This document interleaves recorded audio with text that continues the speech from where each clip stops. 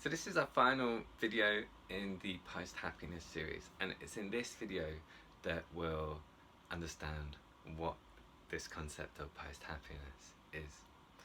So we began looking at this distinction between control and connection, how we live in a predominantly control-based society where life is about getting stuff and having stuff, solving our problems, protecting ourselves from our fears, making our life look a certain way.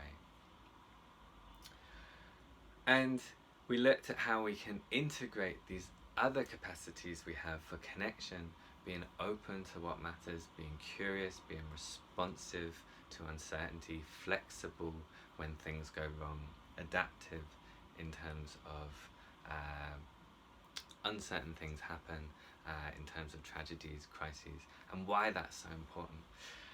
And in the previous video we looked at how we can look at our lives ultimately, or indeed any area of our lives, our relationships, our work, our home, our bodies, either from a perspective of control where things are all about outcomes, or from a perspective of connection where things are more about the process.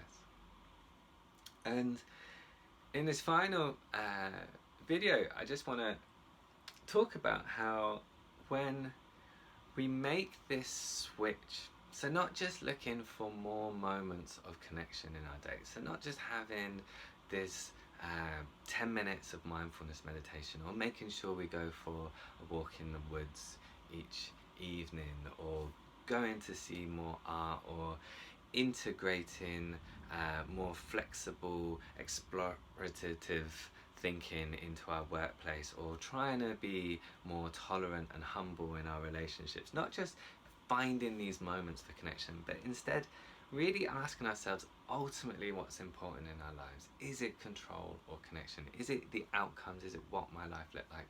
Or is it the process of how to live? Is it how I'm approaching my life? Am I being open and responding in the best way I can? And if we answer that question in terms of connection, if we really think that what's ultimately important is at the end of my life, I look back, or at the end of today, I look back and gone, I continued to be open to what really matters to me. I continued to be in touch with the things that were important and responded as best as I could. If you think that is more important than whatever outcomes you have achieved, then things start to shift. And I think they shift in a few ways. So firstly, on a more moment-to-moment basis, I think just these moments for connection, these opportunities for being open, for understanding the world, will occur more readily. So in our relationships, we're more likely to be curious, to listen, to be compassionate, forgiveness. In our work, we're more likely to be flexible, creative, curious, again, explorative. We're more likely to appreciate what we already have, to see the value in who we already are, feel that our lives are in some sense good enough, have that gratitude, contentment. But also over time, and I think this is even more important, and this relates to what we spoke about in the first video in terms of midlife crises and end-of-life regrets. Over time, we're more likely, through ultimately caring about the process of how we live our lives, we're more likely to stay in touch with what really matters for us. We're more likely to actually make commitments. So we're not going to be kind of all wafty and explorative and going with the wind in terms of whatever takes our fancy.